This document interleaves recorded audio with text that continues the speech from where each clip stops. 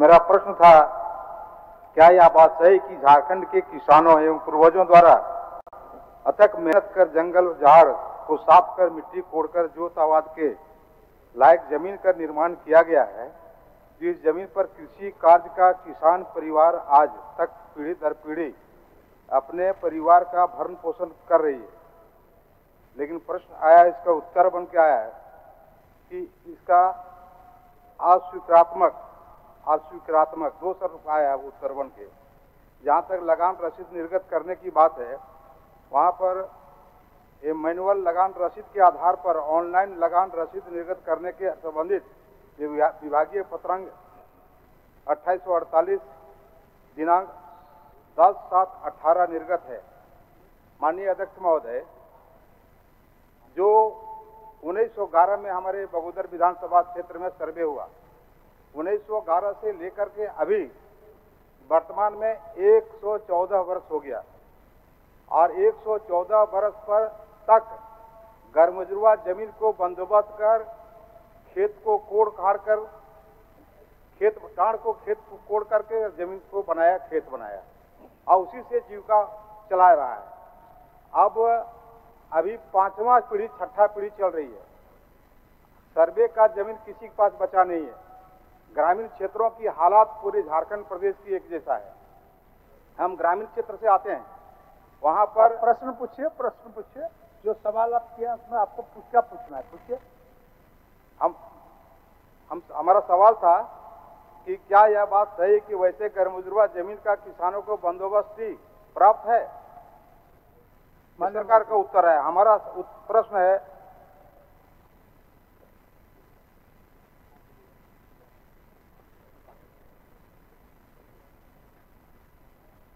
लाल किताब में देखिए, लाल पर है।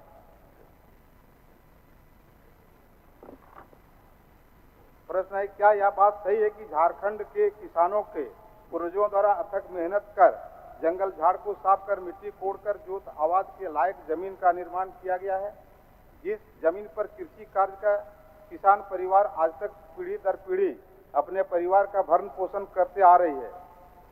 क्या यह बात सही है कि वैसे गैरमजरूआ जमीन का किसानों का बंदोबस्ती प्राप्त है, जिस पर सरकार पूर्व में लगान निर्धारण कर लगान रसीद बंदोबस्त प्राप्त किसानों को देती थी, जिसे वर्तमान में बंद कर दिया गया है, जो किसान विरोधी फैसला है, जबकि आज भी वैसे जमीन का किसानों का जोत आबाद बरकरार है। आप क्या चाहते हैं? हमारा कहना है कि जमीन जब जोत कर अधिकार क्षेत्र में है, उसका रसीद नहीं कट रहा है। रसीद लगान रसीद मैनुअल रसीद कटता था। माननीय मंत्री, ऑनलाइन रसीद नहीं कट रहा है। ऑनलाइन, माननीय मंत्री जी, ऑनलाइन रसीद इस जमीन का कट नहीं रहा है। माननीय सदस्य जो सवाल को उठा रहे हैं बहुत महत्वपूर्ण है। सही बात है कि पहले हमारे पूर्वज लोग झाल जंगल को काट करके ही खेत बनाया, उसके बाद ही उस पर जोत आबाद किए हैं, और ये बात सही है। लेकिन मैं बताना चाहता हूं कि पूर्व की जो सरकार है, बीजेपी की सरकार, इन्होंने अपने कार्यकाल में दिनांक 3 जुलाई 2018 को ये राजस्व निबंधन विभाग से एक संकल्प जारी किया था, जिसमें ये कहा गया कि अवैध संदेहास्पद जमाबंदी की अभियान चलाकर जांचों तुरंत रद्द करने के संदर्भ में ये जो है ना पत्रांक 274 दिनांक 13/5/2016 के क्रम से अवैध जमाबंदी रद्द करने हेतु खोले गए अवलोकन अंतिम आदेश पारित होने तक पूर्व में निर्गत मैनुअल लगान रसीद के आधार पर ऑनलाइन लगान रसीद निर्गत करने की व्यवस्था सुनिश्चित की जाए। तो उस समय की सरकार ने इस तरह के आदेश निकालने के कारण से अभी तक उस पर प्रतिबंध लगा हुआ है। लेकिन चूंकि हमारी सरकार जन कल्याणकारी सरकार और चीजों को समझती है, तो 2018 से पूर्व यदि किसी का बंदोबस्ती का माने लगान का रसीद है, वो ऑनलाइन नहीं है, उसको हम लोग फिर से ऑनलाइन कर सकते हैं और उसको उसका अधिकार हम लोग देने पर विचार कर सकते हैं। इसको हम लोग दिखवा लेंगे। ठीक हो गया। अध्यक्ष, एक मिनट, नरेंद्र बाबू बोलिए। आप नवीन जी बोलिए। माननीय मंत्री जी गंभीर हैं जमीन जायदाद के काम में। मेरा यही कहना है, इन्होंने जो कहा कि मैनुअल म्यूटेशन हुआ था, मैनुअल रसीद अप टू डेट चला। तो मैनुअल कब तक चला? 14-15 तक चला। इन्होंने कहा 2018। 2014-15 के बाद सर ऑनलाइन हो गया। ऑनलाइन में होने के बाद क्या हुआ कि खाता नंबर चेंज हो गया। अगर 5 एकड़ जमीन है तो 5 डिसमिल हो गया, प्लॉट नंबर चेंज हो गया हर प्रखंड में। और मुझे लगता है कि जो अफसर थे जो डेटा एंट्री कर रहे थे, जानबूझकर उसको वेग कर दिया। आम आदमी, आज हम लोग कम से कम 100 चिट्ठी लिखे हैं कि मैनुअल आपका रसीद कट रहा था, ऑनलाइन में 5 एकड़ की जगह 5 डिसमिल हो गया, सुधार दीजिए। प्लॉट नंबर गलत लिखा गया, 902 है तो 900 हो गया, 2 में एरर है। वैसे सभी अंचलों में जो मैनुअल हो रहा था, ऑनलाइन में त्रुटि के कारण, ह्यूमन एरर के कारण गलती हो गया, तो कैंप लगा के उसका सुधार करा दिया जाए। उसमें भी सीओ 25,000 रुपया घूस मांगेगा, 50,000 रुपया घूस मांगेगा। मेरे पास प्रमाण है अध्यक्ष महोदय।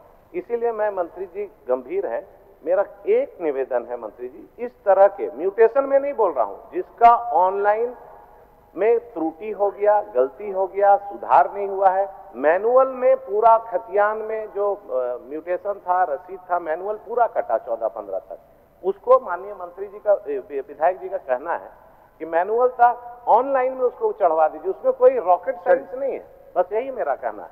बोलिए अध्यक्ष महोदय। नवीन, एक मिनट, क्या जानना इसी क्वेश्चन के संदर्भ में बताइए। एक चीज जानना चाहेंगे सर, हजारीबाग विधानसभा में पिछले 15 सालों से गरमजुआ जमीन की खरीद बिक्री नहीं हो रही, न रसीद कट पा रही है। 100 साल से ऊपर का रजिस्ट्री जमीन जिसका केवाला है, आज उसको अभी भी रजिस्ट्री नहीं हो पा रहा है, न उनका रसीद कट पा रहा है। दूसरी बात है, अभी मान्य सदस्य सर, एक बहुत बड़ी बात है, समझ रहा है, एक उसको क्वेश्चन के रूप में लाइएगा, तब जवाब देने में सुविधा होगा। आज जैसे माननीय सदस्य लाए हैं, उनका ऑफलाइन में था, मैनुअल रसीद उनको था, लेकिन फिर जब ऑनलाइन में थोड़ा सा डिफिकल्ट आ गया है, तो उसी के समाधान के क्रम में जा रहे हैं। फिर इसको भटका दीजिएगा तो फिर वो भी गंडगोल हो जाएगा। आप उसको क्वेश्चन के रूप में लाइए, ध्यान आकर्षण डालिए। चलिए अध्यक्ष महोदय, माननीय नवीन जायसवाल जी ने भी इस बात से चिंता जाहिर की है कि मैनुअल जो लगान रसीद आया है उसको ऑनलाइन करने में चाहे संबंधित पदाधिकारी लोग सहयोग नहीं किए या किसी कारण से इस तरह की स्थितियां बनी हुई। मैं स्पष्ट करता हूं कि कोई भी अंचल में यदि इस तरह की शिकायतें प्राप्त होगी, निश्चित कार्रवाई होगी। ऐसे पदाधिकारियों पर कड़ाई से कड़ाई कार्रवाई करें, और स्पेसिफिक कोई ऐसे मामला है तो हमको जानकारी निश्चित हम कार्रवाई। नरेंद्र, नमन विस्कल कोंगाड़ी जी, मान्य सदस्य, पूछिए क्या पूरक है, पूछिए। क्वेश्चन तो आपका है, उत्तर भी आप पढ़ लिया है, पूरक पूछिए। अध्यक्ष महोदय, मेरा प्रश्न स्पष्ट है। उदार रैयतों के द्वारा सरकारी कार्यों के लिए, विकास कार्यों के लिए, खासकर पथ निर्माण और एनएच के कार्यों के लिए लोग अपने जमीन को देते हैं और सरकार अधिग्रहण करती है, लेकिन पूरा प्लॉट का अधिग्रहण ना कर कुछ प्लॉट जितना रोड बनता है उतना ही पर अधिग्रहण होता है, और बाकी बचा हुआ जो प्लॉट होता है उस पर प्रतिबंध लगा दिया जाता है। और जवाब में भी कनिका 3 में इसको स्वीकार किया गया है। अध्यक्ष महोदय, जो बाकी सवालों का जवाब भी मेरा स्पष्ट है, लेकिन अस्वीकारात्मक, तीसरा में भी अस्वीकारात्मक, बल्कि जवाब में ही इसको स्वीकार किया गया है। बचे हुए गैर आदिवासी भूमि के खरीद बिक्री एवं अन्य कार्य हेतु एनओसी उपलब्ध करा दिया जाता है। एनओसी उपलब्ध करा दिया जाता है मतलब प्रतिबंध लगा हुआ है। और मेरा सवाल भी यही अध्यक्ष महोदय, जनता के हितों के लिए है, उनके सुविधाओं के लिए है, इस तरह से जवाब नहीं आना चाहिए था, लेकिन कोई बात नहीं। अध्यक्ष महोदय, मेरा स्पष्ट करना है, एनओसी लेने का प्रक्रिया बहुत लंबा है। एसी के पास आवेदन जाता है, फिर कर्मचारी, सीआई, सीओ का रिपोर्ट आने के बाद प्रतिबंध हटता है अध्यक्ष महोदय, उसमें बहुत सारी त्रुटियां हैं। रैयतों को जरूरत के समय पैसा की आवश्यकता होती है, आर्थिक दोहन का भी संभावना है।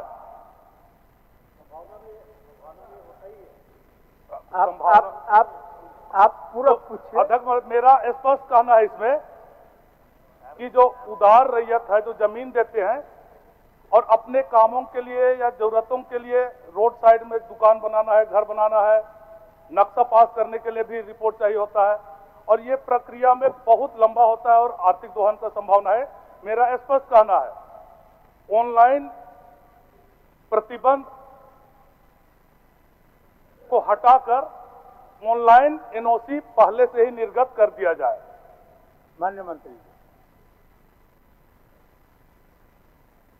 अध्यक्ष महोदय, क्योंकि रोड के लिए या एनएच के लिए अधिग्रहण होता है, ये बात सही, लेकिन उसमें रैयतों की जमीन को प्रतिबंधित करने का ऐसा हम लोग प्रावधान में कहीं है नहीं।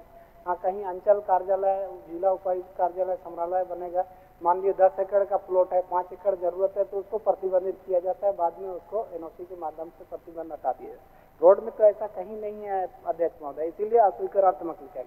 लेकिन यदि उनको शंका है या उनके क्षेत्र में कहीं ऐसा मामला है जिसमें एनओसी के विलम्ब होने से रैयतों को दिक्कतें आ रही है, स्पेसिफिक लिखित रूप से सूचना दें, 15 दिन के अंदर इस पर कार्रवाई करके यदि कोई गलत कर रहे हैं तो हम लोग कार्रवाई करेंगे। अध्यक्ष महोदय, नमन जी, मंत्री जी ने स्पेसिफिक की मांग की है। हमारा सिमडेगा जिला में, आप लिख के दे दीजिए उनको। मैं बता देता हूं, लिख के भी दे दूंगा। सिमडेगा जिला में 4-5 रोड जो पथ निर्माण का है, आप माननीय के अंदर में है, के दे दीजिए। के अंदर में सदन का समय क्यों खर्च करिएगा, हो गया आपका जवाब। नहीं अध्यक्ष, ऑनलाइन प्रतिबंध हटा देने में क्या दिक्कत है? क्योंकि सिस्टम जान रहे हैं, एनओसी का जो सिस्टम है, कर्मचारी रिपोर्ट देगा, सीओ देगा, सीआई देगा, इसमें बहुत परेशानी है। अच्छा देखिए, राजेश जी क्या आपको सहयोग कर रहे हैं? राजेश जी कैसे? इसीलिए है महोदय, जब रोड का अधिग्रहण होता है महोदय, तो एक नोटिफिकेशन जारी होता है एडिशनल कलेक्टर के द्वारा, वो जाता है आपको भूमि अधिग्रहण कार्यालय में। तो जब भूमि अधिकृत हो जाता है महोदय, तो जो डीएलओ होता है, तो डीएलओ को उसी दरमियान में, जिस टाइम में 1 एकड़ जमीन है, 75 डिसमिल जमीन अगर हमको सरकार को दे दिया अधिकृत हुआ, तो जो 25 डिसमिल जमीन है, उसी टाइम में जब पेमेंट वो ले रहा है, उसी टाइम में उसका कागजात भी है, उससे सुधारा जा सकता है। लेकिन ये सुधरता इसीलिए नहीं है महोदय, ये व्यवहारिक बता रहा हूं महोदय, सरकार जिनकी भी हो, लेकिन जो आम रैयत होते हैं, जमीन भी दे दिया, और जब अपना जमीन जब प्लॉट चढ़ाने का नौबत आता है, तो वही हल्का कर्मचारी उसको भेज देता है कि नहीं, आप एडिशनल कलेक्टर के यहाँ से हुआ है आपका जमीन, तो आप वहीं पे जाइए। तो एक अदना किसान, अनपढ़ किसान एडिशनल कलेक्टर या डीसी के पास में जा सकता है महोदय, ये व्यवहारिक नहीं है। तो माननीय मंत्री जी से मैं आग्रह करूंगा कि बहुत सारे ऐसे केस है, जैसे हम यहाँ पे धुरवा स्टेडियम जो है देख रहे हैं, अब जुडिशियल एकेडमी से लेकर के आप नगरी तक का जो रोड बना है, आज तक पेमेंट नहीं हुआ है। अब जमीन पथ निर्माण विभाग ने अधिग्रहण करके रोड भी बना दिया, लेकिन आज भी किसान दौड़ रहे हैं एडिशनल कलेक्टर और डीएलओ के पास में। अब डीएलओ कहता है कि नहीं, ये पुराना मामला है, ये नए सिरे से इसका आवेदन लाइए। तो ये जो जाल जो बुनता है, वो इसीलिए बुनता है महोदय कि ताकि इसमें जो निचला कर्मचारी जो होते हैं, उनको 2 पैसा का आमदनी हो जाए, रैयत को परेशान करके। सुन लिया जाए अध्यक्ष महोदय। एक मिनट मंत्री जी, आप भी बोलिए। महोदय, देवघर का मामला है, बार बार जो है वहाँ रसीद कटाने के लिए लोग जाते हैं, तो सब हर समय बोलते हैं सीबीआई का जांच चल रहा। पूरे हिंदुस्तान में तो सीबीआई का जांच चल रहा, लेकिन देवघर में क्या हो गया, बार बार सीबीआई का जो है बात बोल करके और उसका रसीद नहीं कट रहा है महोदय, इस पर जो है संज्ञान लिया जाए। चलिए माननीय मंत्री जी। अध्यक्ष महोदय, माननीय राजेश जी का ये जो मामला था, जहाँ तक भू अधिग्रहण करके उनको मुआवजा का राशि भुगतान नहीं होना, विगत दिनों हम लोग ने समीक्षा किया था, हमने निर्देश दिया है कि जितना भी डीसीएल आ रहा है उन लोगों को अविलंब जो है ना कैंप लगा करके जो भी अधिग्रहित की गई भूमि का मुआवजा जो है ना वितरण करना है। और जहाँ तक इस मामले को माननीय उठा रहे हैं माननीय संजय जी ने कि भाई सीबीआई या ईडी का ये चल रहा है, इस कारण सीबीआई और ईडी का बहाना करके कोई सीओ इस तरह का कर रहे हैं, लोगों का काम नहीं कर रहे हैं, तो लिखित रूप से दीजिए, उस पर भी हम लोग कार्रवाई करेंगे और सारे जिला में इसका चिट्ठी चला जाए। मान्य मंत्री, सारे जिला में इसका चिट्ठी बैठिए बैठिए। मान्य सदस्य अमित यादव जी, हो गया ना आपका? बता दिए तो आपको या तो ऑनलाइन प्रतिबंध को हटाए या एक समय निर्धारण करते तो समय ले लिए हो गया आप बचिए कोंगाड़ी जी, हो गया। वो जांच करवा के आपका उसको कर देंगे, बोल दिए तो स्पष्ट आपको उत्तर दे दिए। अमित कुमार यादव जी पूरक पूछिए। अध्यक्ष महोदय, हमारा कहना है कि राज्य बने 25 साल हो गया अध्यक्ष महोदय, हर एक जिला में हमारा आग्रह है माननीय मंत्री जी से कि हर एक जिला में मेडिकल कॉलेज का निर्माण सरकार कराए। माननीय मंत्री जी। अध्यक्ष महोदय, माननीय जो विधायक हैं उनका जो दर्द है वाजिब है महोदय। उन्होंने जो प्रश्न किया है कि 24 वर्षों में अभी तक मेडिकल कॉलेज हर जिला में नहीं खुला है, तो निश्चित तौर पर महोदय मेडिकल कॉलेज खुलना चाहिए। मैं बताना चाहता हूं कि कोडरमा में भी मेडिकल कॉलेज का निर्माण अभी चल रहा है, 38% काम हुआ है, बहुत जल्द वहाँ कॉलेज खुलेगा।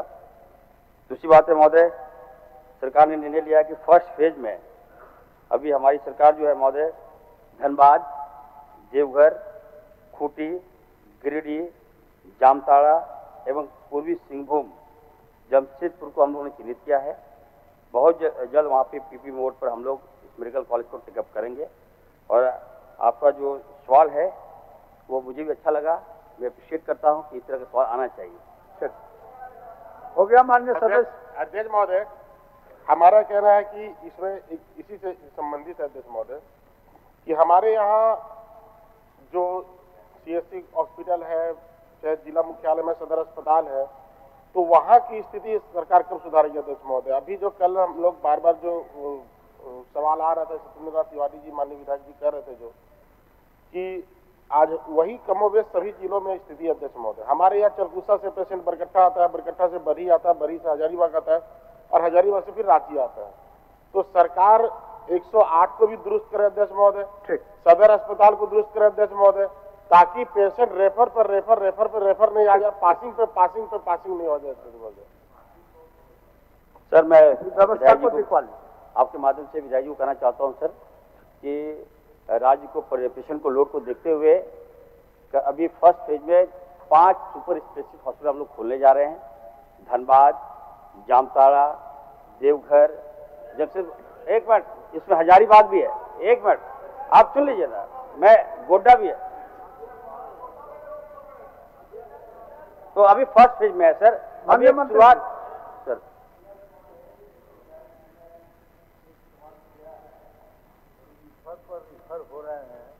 उसी तरह से पाकुड़ से रिम्स रिफर किया हुआ पेशेंट को धनबाद लाया जाता है और धनबाद से फिर दूसरा 108 वहां पर दिया जाता है।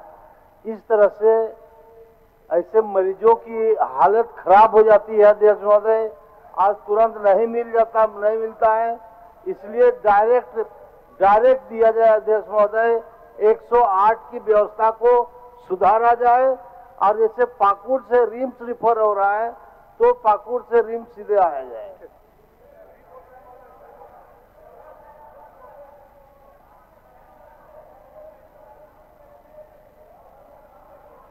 अब मंत्री जी से जवाब दिलवा दे।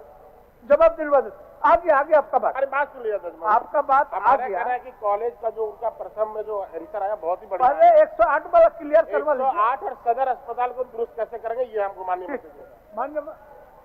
सर मैं कल टीम्स के लिए एम्बुलेंस व्यवस्था किया जाए। वही बात तो आया लाते जो है वही बात माननीय सदस्य प्रोफेसर स्टेफन मारंडी जी ने रखा। गुड्डा है सेकंड फेज में। आपका क्या? कल भी यह मामला पासिंग का मामला सत्येंद्र नाथ तिवारी भी उठाया गया था। आज बहुत वरिष्ठ विधायक श्री स्टीफन मरांडी ने उठाया महोदय, स्पष्ट आदेश होना चाहिए मंत्री जी का, ये जब पासिंग का गड़बड़ झाला नहीं चले। माननीय मंत्री जी 1 मिनट। हमारे काफी वरिष्ठ सदस्य हैं, प्रोफेसर स्टीफन मरांडी जी, अमित जी का सवाल है, मनोज जी भी साथ दिए, हमारे देवघर के माननीय विधायक जहाँ एम्स है वो भी आपको साथ दिए। जो 108 एम्बुलेंस जो बाईपास होकर आता है, जैसे कि क्षेत्र से जामताड़ा, जामताड़ा से धनबाद, धनबाद से रांची, पाकुड़ से फिर धनबाद, धनबाद से फिर रांची, तो इस व्यवस्था पर इसको सुधारने के लिए सारे लोगों का मांग हो रहा है, इसी पर आप अपना विचार दीजिए। सर निश्चित तौर पर सर स्टीफन बाबू काफ़ी वरीय सदस्य है और उनकी जो पीड़ा है हम लोग ने देखा है महोदय। कल भी ये बात हुई थी, कल हमारे डायनेमिक सीएम साहब मुख्यमंत्री जी ने क्लियर कर दिया कि कोई पासिंग नहीं होता है सर। ये सर दूसरी बात ये है, एक सर मैं क्लियर कर रहा हूँ सर, मैं एक क्लियर करने दिए, आप बैठिए ना। अरे भाई आप तो अभी आए, बता रहा हूँ, सुन लीजिए अमित जी, खोपड़ी वाले लोग कहाँ चले गए? चलिए कहाँ है खोपड़ी वाले?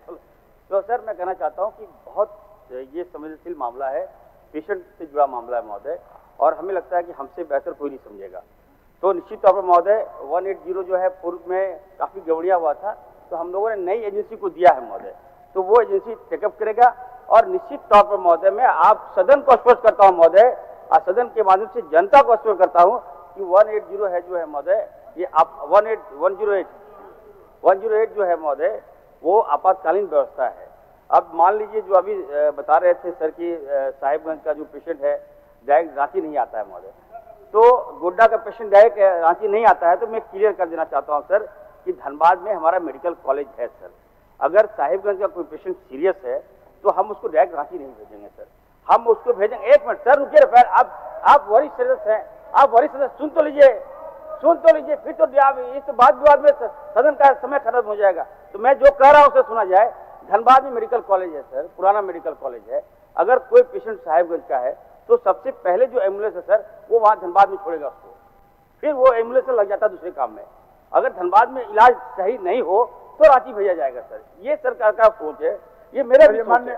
लेकिन अगर आप लोग कह रहे हैं, 1 मिनट, अगर आप लोग कह रहे हैं कि जो डायरेक्ट हम जहाँ चाहते हैं तो रेफर करवा दीजिए, यहाँ रिम्स भेजना है, हम रिम्स जाएगा एम्बुलेंस।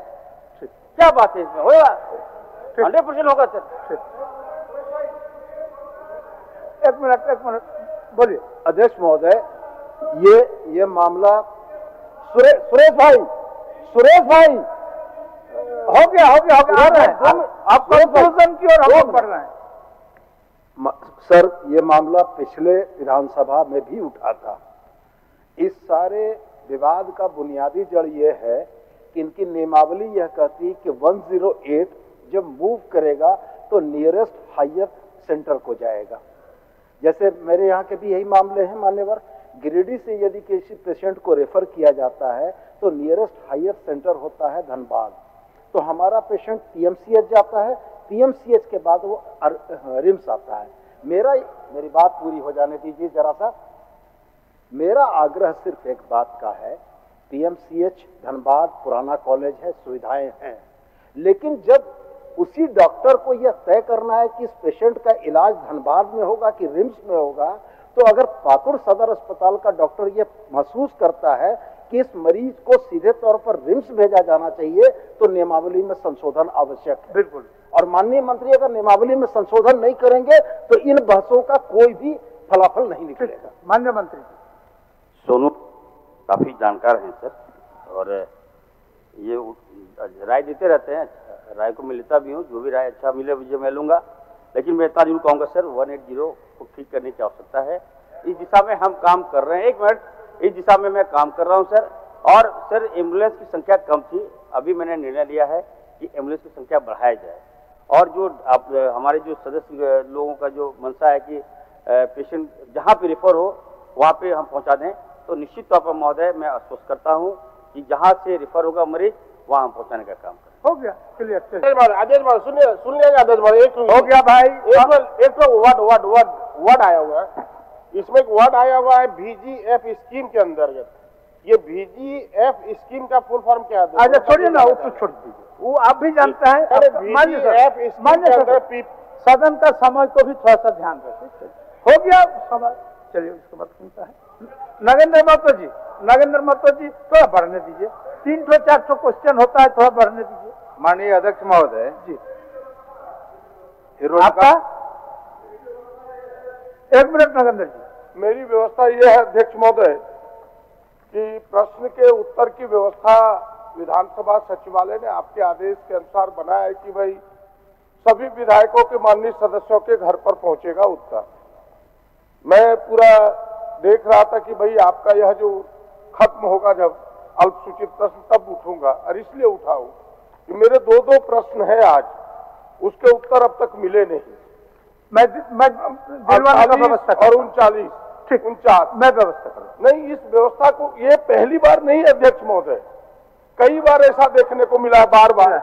इस व्यवस्था को दुरुस्त किया जाए, ये मेरा आप विनम्र आग्रह होगा आप सबों से। मैं बता दूं माननीय सदस्यगण, पिछले उच्च स्तरीय बैठक में मैंने इस विषय को रखा था तमाम विभाग के सेक्रेटरी लोगों के बीच में, और कहा गया है कि भाई ससमय माननीय सदस्यों का उत्तर, ससमय और सटीक उत्तर उन तक पहुंचना चाहिए। मैं दिखवा लेता हूं। आरंभ होती है उसके पहले आप बैठक लेते हैं, बार बार करते हैं, और बार बार आपके निर्देश के बावजूद अगर यही गलती दोहराई जाए तो उसकी सजा भी तो होनी चाहिए। बिल्कुल। ऐसे विभाग के सेक्रेटरी के विरुद्ध निंदा प्रस्ताव दीजिए, उनके विरुद्ध कार्रवाई आप सीधा आदेश दीजिए कि भाई किन कारणों से तक ना मिला। आप सही बोले। चलिए नगेंद्र जी। महोदय, मैं रोजगार उपलब्ध करना उसके संदर्भ में बात करना चाहता हूं माननीय मंत्री जी से। क्या मंत्री श्रम नियोजन प्रशिक्षण एवं कौशल विकास विभाग यह बतलाने की कृपा करेंगे, पहला, क्या यह बात सही है कि अमूमन झारखंड के सभी जिलों से बेरोजगार की तलाश में भारी संख्या में झारखंडी, आदिवासी, मूलवासी युवक युवतियां देश के अन्य प्रांतों के साथ साथ दूसरे देशों में भी प्रवास करते हैं? क्या यह बात सही है कि गिरिडीह जिला के बगोदर विधानसभा क्षेत्र एवं हजारीबाग जिला के युवक युवतियां बड़ी संख्या में रोजगार हेतु देश विदेश में पलायन करते हैं, जहां से आए दिन हजारों लोगों का दुर्घटना से मरने एवं तत्संबंधी कंपनियों के अधिकारियों द्वारा तथागत प्रवासी श्रमिकों के साथ अमानवीय व्यवहार एवं जुल्म ढाए जाने की खबर सुर्खियों में बना रहता है? यदि उपरोक्त खंडों के उत्तर स्वीकारात्मक है तो क्या सरकार रोजगार की तलाश में पलायन कर रहे श्रमिकों को अपने राज्य के अंदर रोजगार उपलब्ध कराने का विचार रखती है? हाँ तो कब तक, नहीं तो क्यों? माननीय सदस्य, क्वेश्चन तो आपने दिए हैं जी, क्वेश्चन अंकित है। आप पूरक इसमें कुछ नहीं पूछना चाहते हैं? जी, मैं पूछना चाहता हूँ। पूरक पूछिए। प्रत्येक दिन मैं बगोदर विधानसभा क्षेत्र से 2-4 लाशें विदेशों और राज्य के अन्य राज्यों से, देश के अन्य राज्यों से भी आया करता है, और उसको अभी तक रोजगार की व्यवस्था अभी तक उपलब्ध नहीं कराई गई है। जिन लोगों को रोजगार थोड़ा मोड़ा उपलब्ध कराया गया है इस क्षेत्र के लोगों को, जिसमें एक शिवा इन्फेक्टेड है, एम ग्रीन है, एमरग्रीन कंपनी, ये जो ब्लॉक में पावर सप्लाई करती है, मैन पावर, इसको भी वेतन मिलता है, 2900 का बिल बनता है, और उसको मिलता है 11,000 से 12,000। यही कहानी है। सवाल उठता है कि झारखंड में संभावनाएं काफी है, फिर यहाँ के लोग पलायन अगर करते हैं। माननीय सदस्य, पूरक प्रश्न के इतने लंबे समय अगर व्यय हम लोग करेंगे तो बड़ी दिक्कत होगा। आप जानना क्या चाहते हैं मंत्री जी से, तब तो मैं आपका उत्तर दिलाऊं। मैं जानना चाहता हूँ इन लोगों की जो रोजी रोटी की जो व्यवस्था है, अच्छा, उसको क्या करना चाहते हैं माननीय मंत्री जी? रोजगार उपलब्ध, माननीय मंत्री जी, रोजी रोटी ठीक। मैं आपके माध्यम से माननीय विधायक को बताना चाहते हैं कि भारत सरकार एवं राज्य सरकार द्वारा विभिन्न सरकारी योजना यथा PMEGP, PMFME, PM विश्वकर्मा एवं अन्य विभागीय संचालित योजनाओं के माध्यम से कुटीर मझले उद्योग के विकास एवं प्रोत्साहन हेतु विभाग कई वर्षों से कई कार्य किया जा रहा है, ताकि जिला अंतर्गत ज्यादा से ज्यादा रोजगार सृजित हो। और ये माननीय अध्यक्ष महोदय, हम लोग प्रचार भी कर रहे हैं और 24 जिला में अभी तक हम 18 जिला घूर भी चुके हैं और मेला लगा के अध्यक्ष महोदय बेहतर रोजगार कैसे दे सके इसके लिए हम लोग काम कर रहे हैं महोदय। ये अध्यक्ष महोदय, माननीय मंत्री जी ये स्पष्ट करें अभी तक के कार्यकाल में कितना मजदूरों को सप्लाई किए हैं, कितना लोगों को नौकरी दिए हैं, रोजगार उपलब्ध कराए हैं, स्पष्ट करें, कुछ संख्या बल होगा इनके पास? ये आपने पूछे नहीं है, अगर विस्तार पूछिएगा तो हम उसका जवाब दे देंगे। और माननीय सदस्य को आपके माध्यम से कहना चाहते हैं कि अभी तो 3 महीना हुआ ही है और 3 महीने में हम 18 जिला घूर चुके हैं, मेला भी लगा चुके हैं, प्रचार भी कर रहे हैं और रोजगार देने के प्रति सरकार एकदम उदार दृष्टि से काम कर रहा है इस राज्य के लिए। चलिए नरेंद्र, ठीक। अब तारांकित माननीय सदस्य राजेश कच्छप जी। अध्यक्ष महोदय, एक मिनट उनको पूछने दीजिए, फिर आपको मैं दूंगा। अध्यक्ष महोदय, मेरा माननीय स्वास्थ्य मंत्री से आप पुट करने के लिए बोल रहे हैं माननीय सदस्य, आप पुट करने के लिए बोल रहे हैं? ठीक ठीक ठीक, चलिए राजेश। तो महोदय, इसमें मेरा सवाल है कि जो कोविड काल में जो CHO होते हैं महोदय, जो कॉन्ट्रैक्ट जॉब वाले सेवक हैं, और पूरे कोविड काल में इनको सरकार ने भी बहुत अपना पीठ थपथपाया, पूरे कोविड काल में अपने जान को जोखिम में डाल करके पूरे राज्यवासियों का इन्होंने सेवा किया महोदय। और कोविड काल से बिफोर ये अपने गृह जिला में थे।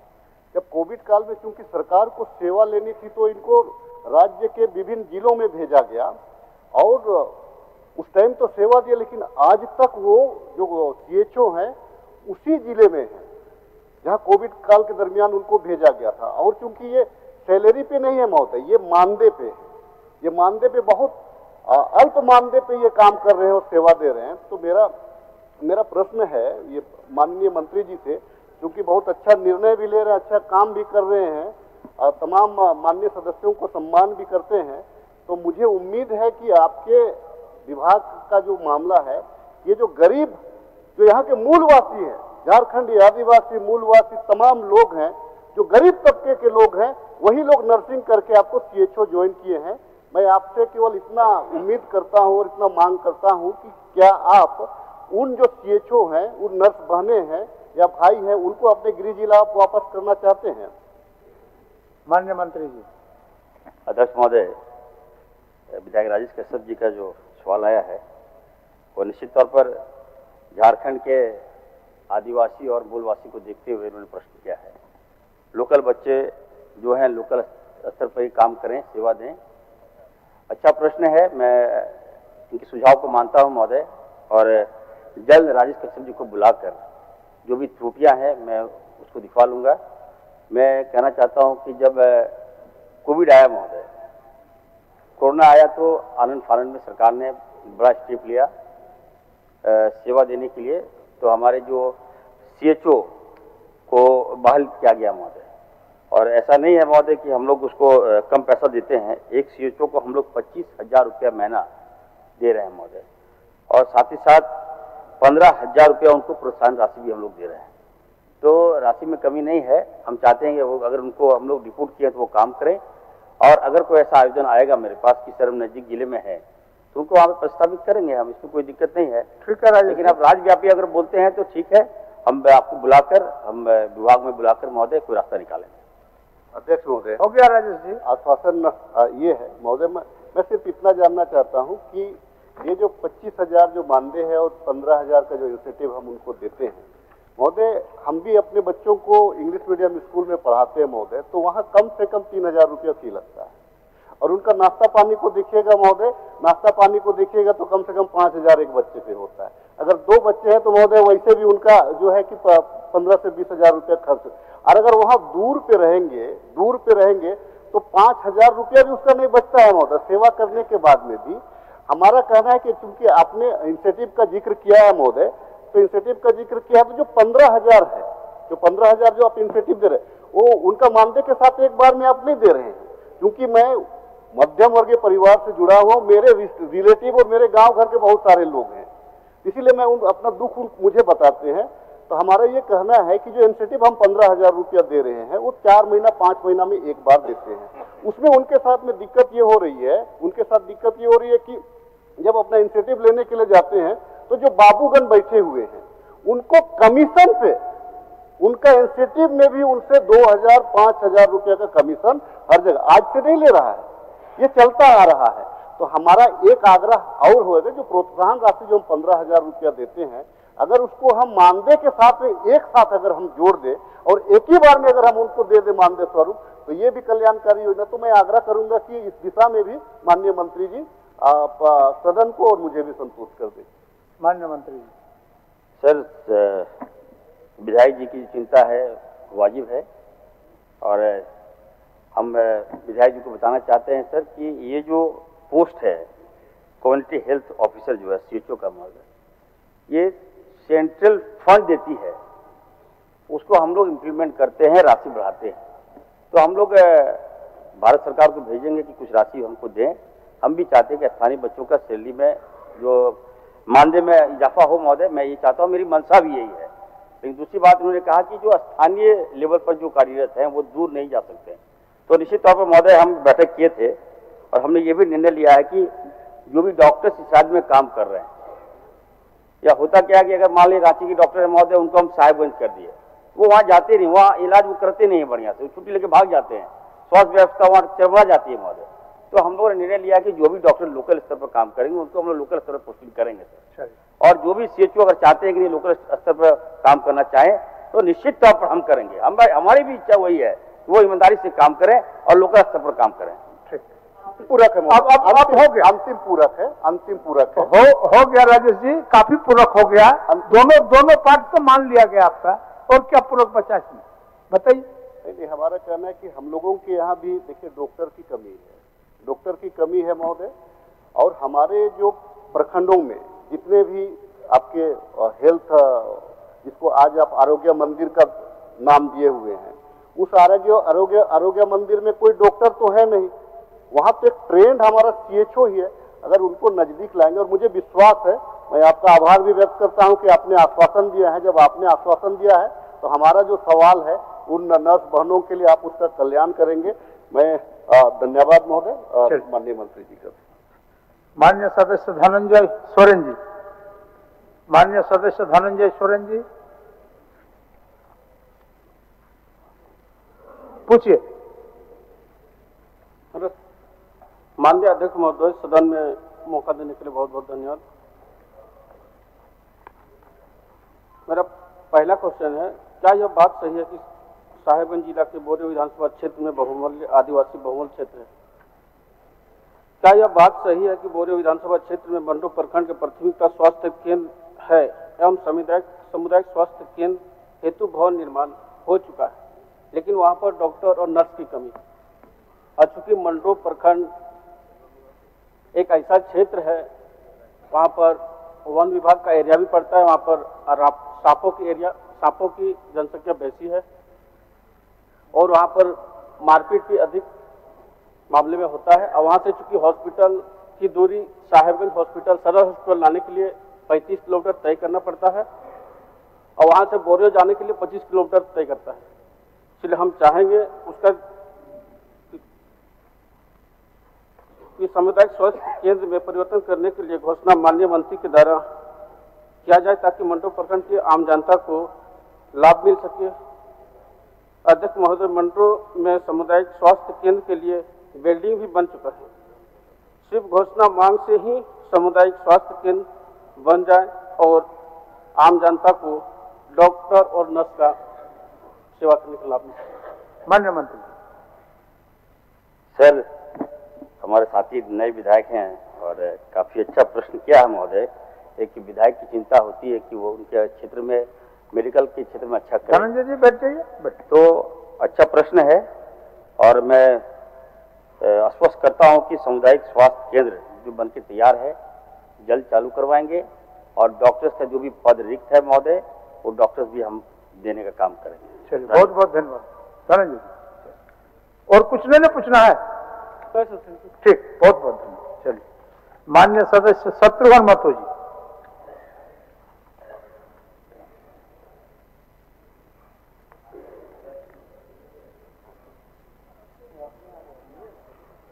माननीय अध्यक्ष महोदय, मेरा प्रश्न का जवाब जो सरकार द्वारा आया है उससे मैं बिल्कुल असंतुष्ट हूँ। ये बिल्कुल झूठ का पुलिंदा है। सरकार 5 लाख, 10 लाख, 20 लाख देने की बात करती है।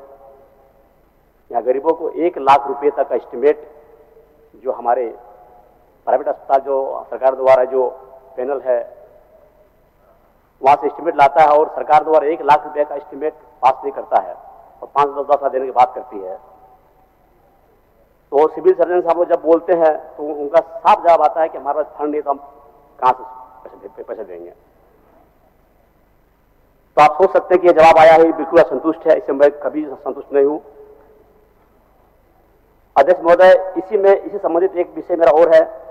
इलाज की राशि के लिए यहाँ लोग CGS रेट का प्रावधान लाए हैं और जो पैनल के अस्पताल है वो CGS रेट देना नहीं चाहते हैं। जनरल रेट जो सरकार द्वारा पैनल अस्पताल से CGS रेट मांग करता है तो वो देने में आनाकानी करता है। तो मरीज क्या करेंगे, कहाँ जाएंगे? इसलिए मुझे इसका स्पष्ट जवाब चाहिए हमारे माननीय मंत्री महोदय से। माननीय मंत्री जी। सर, विधायक शत्रुघ्न महतो जी का अच्छा सवाल है सर। और इन्होंने कहा है कि मुख्यमंत्री असाध्य बीमारी सहायता निधि की राशि 10 लाख रुपया उपलब्ध कराकर लंबित संचिताओं का निष्पादन करने के संबंध में। महोदय, मैं कहना चाहता हूं कि 10 लाख रुपया नहीं, और ये जब अभी प्रश्न 10 लाख की मांग कर रहे हैं, हमने अध्यक्ष महोदय 20 लाख कर दिया है। मरीजों की समस्याओं को देखते हुए 10 लाख नहीं बल्कि 20 लाख रुपए हमने कर दिया। महोदय, हमें लगता है कि शत्रुघ्न जी को बैठ जाना चाहिए और एप्रिशिएट करना चाहिए सर। माननीय मंत्री जी, आप 10 लाख की बात करते हैं, 20 लाख की बात करते हैं। 1 लाख का एस्टिमेट अगर हमारे CS कार्यालय में जमा होती है एस्टिमेट पास करने के लिए, तो साफ आप ही फोन कीजिए मेरे सामने हाउस से सिविल सर्जन हनुमात को कि कितने ऐसे फाइलें पड़ी हुई है जो हमारे एस्टिमेट की फाइल पड़ी हुई है। अभी तुरंत क्लियर हो जाएगा।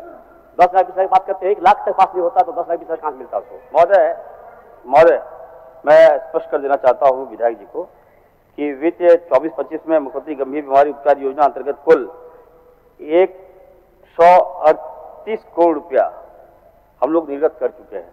लगभग 1821 लाभुकों को हम लोग करा चुके हैं। तो अगर आप कह रहे हैं कि नहीं, अगर ऐसी बातें आ रही है तो आप हमको प्रमाण दीजिए और फाइनेंस वहां मिलेगा आपको। और जो भी गड़बड़ी करेगा स्वास्थ्य के क्षेत्र में, मैं कहना चाहता हूं महोदय, उस पर कार्रवाई होगा। कोई भी CS गड़बड़ी करेगा, आप हमको राइट बताइए, जगह बताइए, किस व्यक्ति को किस मरीज को पैसे नहीं मिला है आप बताइए, मैं उसको पैसे दिलाऊंगा और जो गड़बड़ी करेगा उस पर कार्रवाई करूंगा। मैं हाउस से मांग करता हूं अभी तत्काल, अभी आप CS को फोन कीजिए मेरे सामने, धनबाद CS को, कितने फाइल लंबित है पता चल जाएगा आपको। शत्रुघ्न बाबू, कितने फाइल लंबित है अभी? माननीय सदस्य शत्रुघ्न बाबू, वैसा हाउस से फोन नहीं होता है। आपका विषय पर मंत्री जी संज्ञान ले लिए। एक सेकंड, मंत्री जी संज्ञान ले लिए।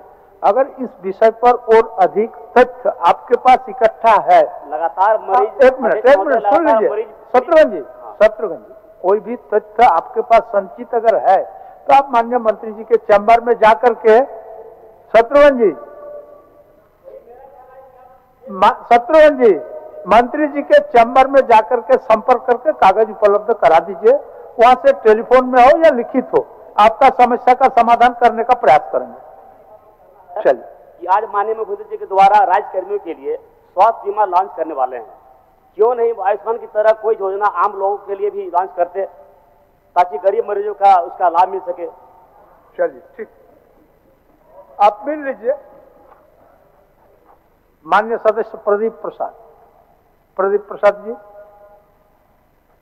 अध्यक्ष महोदय, जो सरकार की तरफ से उत्तर दिया गया है महोदय, उससे मैं बिल्कुल असंतुष्ट हूँ। खंड 1 और खंड 2 का उत्तर जो दिया गया है अस्वीकारात्मक दिया गया है और बिल्कुल गलत और असत्य है। खंड 1 के संबंध में कहना अभी तक मेडिकल कॉलेज का अस्पताल का निर्माण अधूरा है। वही खंड 2 में गलत बयान दिया गया है। अभी शेख भिखारी मेडिकल कॉलेज अस्पताल को सदर अस्पताल हजारीबाग में स्थानांतरित करके चलाया जा रहा है। खंड 3 में उत्तर में स्पष्ट है, शेख भिखारी मेडिकल कॉलेज हजारीबाग में इलाज संबंधी प्रक्रिया उत्क्रमित सदर अस्पताल से संचालित किया जा रहा है। तो फिर खंड 2 में सदर अस्पताल के स्थानांतरण की बात पर अस्वीकारों क्यों दिया जा रहा है? इस प्रकार सदन में गलत उत्तर देना सदन के गरिमा के प्रतिकूल है और सदन को गुमराह किया जा रहा है, जिसके लिए झारखंड विधानसभा की प्रक्रिया तथा कार्य संचालन नियम 186 के तहत विशेषाधिकार हनन का मामला बनता है। कृपया अध्यक्ष महोदय संज्ञान ले और हम जैसे नए सदस्यों को संरक्षण प्रदान करें। वहीं 400 बेड मंत्री का जवाब आप सुन लीजिए, पहले जवाब सुन लीजिए, पूरा कर ले सर। कुछ नहीं, जवाब से अगर संतुष्ट हो जाइएगा तो फिर आगे बढ़ने की कोई जरूरत नहीं है। माननीय मंत्री जी। सर देखिए सर, प्रदीप प्रसाद, पिछली बार तो हम प्रदीप यादव के नाम से डर गए थे, लेकिन निकला प्रदीप प्रसाद। महोदय, प्रदीप प्रसाद जी को जानकारी होना चाहिए कि सदन में एक बार एक ही प्रश्न आता है महोदय, सेम प्रश्न महोदय आपने ध्यान आकर्षण में दिया, मैंने उनको कन्विंस किया और ठीक ये क्वेश्चन में भी ले आए महोदय। तो कहीं ना कहीं एक प्रश्न एक ही बार नहीं उत्तर देंगे महोदय। लेकिन मैं आश्वस्त करता हूँ विधायक जी को, चलिए आपका हेल्थ के सेक्टर में आप काफी चौकस है महोदय। सदर हॉस्पिटल में इन्होंने एक अपना कियोस्क बना दिया और भाजपा का झंडा वहां लगा दिया। लेकिन चलिए, मेरा बड़ा दिल है कि मैं छोड़ दिया हूँ, लेकिन इस तरह की प्रवृत्ति नहीं होनी चाहिए। स्वास्थ्य के क्षेत्र में जात पात नहीं होना चाहिए, झंडा नहीं लगना चाहिए और इसे कतई मैं बर्दाश्त नहीं करूंगा। प्रदीप जी बता दे रहा हूँ। मैं दूसरी बात कहना चाहता हूँ, राज्य में सुनिए, हॉस्पिटल में अगर जात पात लाइएगा तो ठीक नहीं होगा। आप बात कर रहे हैं हॉस्पिटल का, मैं जवाब दे रहा हूँ महोदय। मैं अभी प्रश्न का जवाब महोदय सुनने दीजिए, आप प्रश्न का जवाब तो सुनने दीजिए ना। माननीय मंत्री जी, प्रश्न का जवाब। मैं अध्यक्ष महोदय, मैं कहना चाहता हूँ कि प्रश्न का जवाब। हजारीबाग में शेख भिखारी मेडिकल कॉलेज की स्थापना हो रही है महोदय। हजारीबाग में शेख भिखारी मेडिकल कॉलेज की स्थापना हो रही है। एक बैच पास आउट हो चुका है महोदय। दूसरा मैं कहना चाहता हूँ महोदय कि अभी हॉस्पिटल बन के तैयार नहीं हुआ है, इसलिए हम लोग सदर हॉस्पिटल जो है हजारीबाग का यूज कर रहे हैं महोदय। हमारा लगता है 25 के अंत तक हमारा बिल्डिंग बन के तैयार हो जाएगा, मेरा अपना सेटअप होगा, निश्चित तौर पर पेशेंट को वहाँ लाभ मिलेगा महोदय। अगर हमारे डॉक्टर वहाँ पे जा रहे हैं, सदर में जा रहे हैं महोदय, तो मरीज को ही लाभ मिल रहा है। विधायक जी को तो धन्यवाद देना चाहिए, ऐसी व्यवस्था हम लोगों ने लागू किया है। और हर बात एक प्रश्न एक ही बार लाए, मैं मांग करूंगा। आप और कुछ पूछना है? बिल्कुल बोलना है। बोलिए। पहली बात, मंत्री महोदय बोले वहां भाजपा का झंडा लगा हुआ है। अगर भाजपा का झंडा अगर वहां लगा हुआ होगा तो अभी मैं विधायक पद से इस्तीफा देके जाऊंगा। मैं सिर्फ सेवा करने के लिए आया हुआ हूं, कोई नाम नहीं कमाता। हाँ, मेरा फोटो जरूर लगा हुआ है संजीवनी सेवा कुटीर, और उसमें रात दिन सेवा होता है, 4 लोग 24 घंटा रहते महोदय। मैं मंत्री महोदय से मांग कर रहा हूं, मुझे रिम्स में भी उस तरह जगह दिया जाए जहां मैं लगाऊं और लोगों का इलाज कराऊं। गिद्ध के दृष्टि से लगे हुए लोग गिद्ध के दृष्टि से पेशेंट को छीन के ले जाते हैं और प्राइवेट अस्पतालों में लगाते हैं। हजारों रुपए मेरा पर्सनल और हमारे टीम का लगता है सर, लोगों की जान बचाते हैं। 20 से 25 लोगों का डेली जान बचाते हैं।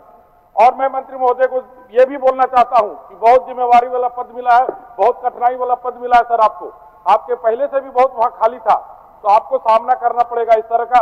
आपको सर थोड़ा 1 मिनट सुन लिया जाए। सुन लीजिए। आपको कठिन पद मिला है, इसको मैं बोलना चाहता हूं। आपको मुश्किल भरा कांटों वाला ताज मिला है, तो इतना बकाइए मत, पेशेंस के साथ रहिए, हम भी आपके साथ रहेंगे। मैं आपके कार्यालय में बैठ के भी काम करने के लिए तैयार हूं। लोगों की जान की बात है, ये बालू वाला बात नहीं और मिट्टी वाला, इसमें दिन भर चिल्लाते रहिए। लोग मर रहे सर, 500-1000 रुपया के लोग मरते हैं। मैं आपके साथ पूरा सहानुभूति रखता हूं और मैं आपका साथ देना चाहता हूं, कंधा से कंधा मिला के। अगर केंद्र से भी फंड लाना पड़ेगा उसके लिए भी मैं जाऊंगा। आप हमें सहयोग करें, मैं आपको सहयोग करूंगा। दूसरा मामला में चाहे जो हो उसमें बर्दाश्त किया जा सकता है, हेल्थ में बर्दाश्त नहीं करेंगे। लोगों की जान की बात है, हर काम में मैं आपके साथ हूं। आप अकबकाए मत, ज्यादा बोलिए मत, लोगों का सहयोग करें, लोग आपको सहयोग करिए। धन्यवाद। एक बात और करना चाहता हूँ, दोनों सहयोग करने के लिए तैयार है। एक बात, ऑनलाइन जो टोकन की व्यवस्था हो, मैं कल भी निवेदन किया था फोन के माध्यम से मंत्री महोदय को, और ओपीडी का टाइम बढ़ाने के लिए जो ऑनलाइन व्यवस्था है उसको खत्म हो। ओपीडी का जो समय 8 बजे से लेकर सुबह 6 बजे तक किया था, मैं कल भी मांग किया था फोन के माध्यम से, मैं निरंतर लगा हुआ। धन्यवाद महोदय। बट ठीक है सर, चलिए। बट अमित कुमार यादव जी,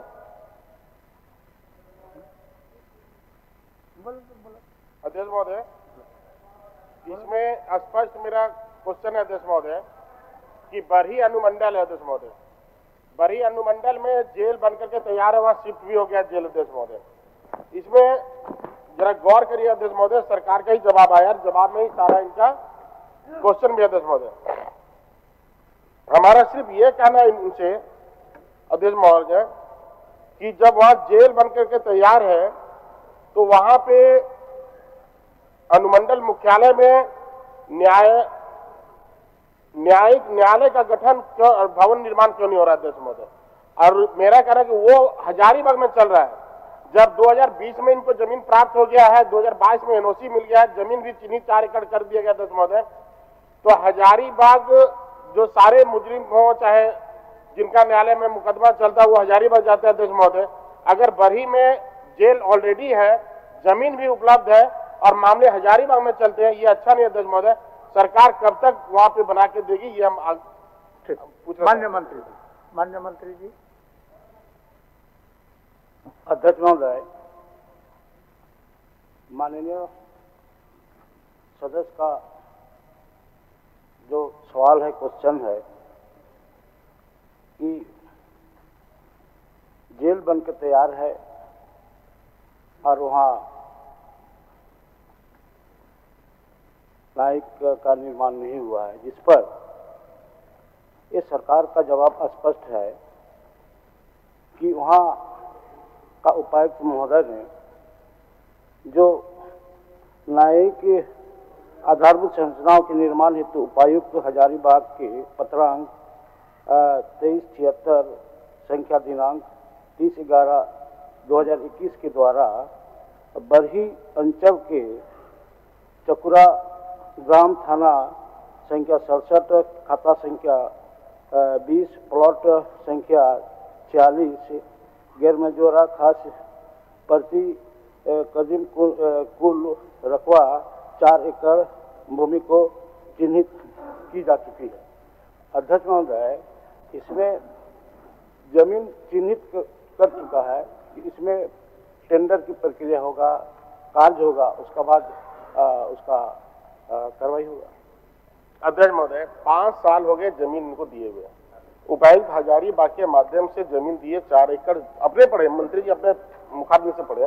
5 साल हो गए अध्यक्ष महोदय, निर्माणाधीन का कोई इनके पास अभी तक उनका व्यवस्था नहीं है, ना ही इनके पास प्रारूप है उसके लिए। हमारा एक आग्रह आपके माध्यम से अध्यक्ष महोदय कि जब तक भवन ये नहीं बनाते, 5 साल हो गया इनके पास अभी तक कोई उनका विजन नहीं है बनाने का, जब तक नहीं बने तब तक अनुमंडलीय कार्यालय में और भी भवन है, वहां एक्स्ट्रा बंद पड़े भवन है, वहां पे जो जर्जर हो रहा है, रोज खंडर बन रहा है, तो क्या जब तक नहीं बनाते आप नया भवन तब तक हजारीबाग से यहाँ पे किसी भी भवन में आके शिफ्ट कर दिए? तब तक हमारा कहना है वो बरही में ही चले। ठीक है, उसी को पूछ लेते हैं जी। अध्यक्ष महोदय, भवन बरही के लिए हजारीबाग में ऑलरेडी चल रहा है, काम चल रहा है न्याय व्यक्ति का। तो ये जो है जमीन की मामला है, ये तब तक वो बरही में चलेगा कि जब तक हम यहाँ पर भवन हम निर्माण नहीं कर पाएंगे, जिसके लिए उपायुक्त महोदय ने कर दिया है। अब टेंडर का प्रक्रिया होगा और उसमें कार्य शुरू होगा, जिसके लिए सरकार से हम अपने ओर से माननीय सदस्य को आश्वस्त करता हूँ कि जितना जल्द से जल्द हो सके उसको ट्रांसफर करने का हम काम करेंगे।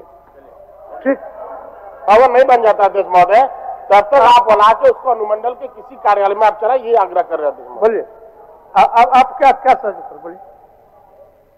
महोदय, मंत्री जी को तो स्पष्ट जवाब हम लोग यह चाहते हैं मंत्री जी से महोदय, क्या भवन निर्माण कब प्रारंभ कराएंगे?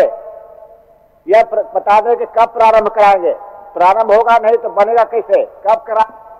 बोल रहे हैं माननीय मंत्री जी, आपके माध्यम से माननीय सदस्य को मैं आश्वस्त करता हूँ, मैं विभागीय बैठक करके जितना से जल्द हो सके हम प्रारंभ कर देंगे। ठीक ठीक ठीक। क्या बोलना चाहते हैं मैडम? क्या एक बार आप नहीं, उनका चला जरा कुछ बोल रहे हैं। क्या बोल रहे हैं जी?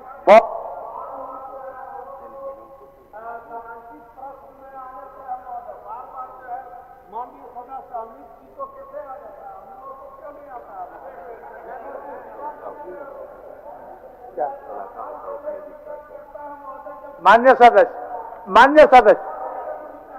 सदस्य, आप प्रक्रिया के बारे में जान लीजिए। सारे प्रश्न आने के बाद हमारे सभा सचिव के कार्यालय में सलाका होता है, और सलाका में अगर कोई क्वेश्चन उठता है तो उसमें हमारा क्या है, न सभा सचिव कुछ कर सकता है। इस सलाका का अगर सलाका के प्रति आपको कहीं है तो एक आध दिन जाकर के खड़ा हो जाइए सलाका में, देखिए कैसे प्रश्न आता है। ठीक, अनंत देव बोलिए। छोटे राजा साहब, हम लोगों का भी प्रश्न आया अध्यक्ष महोदय, स्वास्थ्य संबंधित हम लोग का भी प्रश्न आया अध्यक्ष महोदय। हम आपसे आग्रह करेंगे कि जो भी प्रश्न हम लोगों का नहीं आ पा रहा है अभी उसको जो है हम लोगों का यह अवधि बढ़ा दिया जाए, यानी तो हम लोगों का ले लिया जाए। अभी लंबा सेशन है माननीय राजा साहब, लंबा सेशन में हो सकता है कि और एक बार इस वर्ग का क्वेश्चन आने की संभावना है। अगर नहीं आता है तो फिर कुछ सोचते हैं, और एक दिन आने की संभावना है। अध्यक्ष जी, समय बढ़ा दिया जाए अध्यक्ष महोदय। अच्छा, उसको देखते हैं हम लोग कैसे टैकल कर पाते हैं। अब शून्यकाल, माननीय सदस्य श्री मंगल कालिंदी जी, माननीय सदस्य श्री मंगल कालिंदी जी। अध्यक्ष महोदय, जोगतलाई विधानसभा क्षेत्र अंतर्गत पटमदा अंचल के काकीडी महुलतौल से कुम्हीर होते हुए बनकुचिया मोड़, बंडी मोड़, काकू दादूडी होते हुए पश्चिम बंगाल सीमा तक सड़क का निर्माण ग्रामीण कार्य विभाग द्वारा किया जा रहा है। उक्त क्षेत्र खनन एरिया होने एवं बहुत संख्या में क्रेशर मशीन होने के कारण उक्त सड़क में बड़े बड़े हाईवा एवं बड़ी ट्रकों का आवागमन हमेशा रहता है। परिणाम स्वरूप सड़क की स्थिति कुछ ही दिनों में खराब हो जाती है। उक्त पथ का निर्माण ग्रामीण कार्य विभाग से नहीं करते हुए पथ निर्माण विभाग से होने से सड़क काफी मजबूत होगी।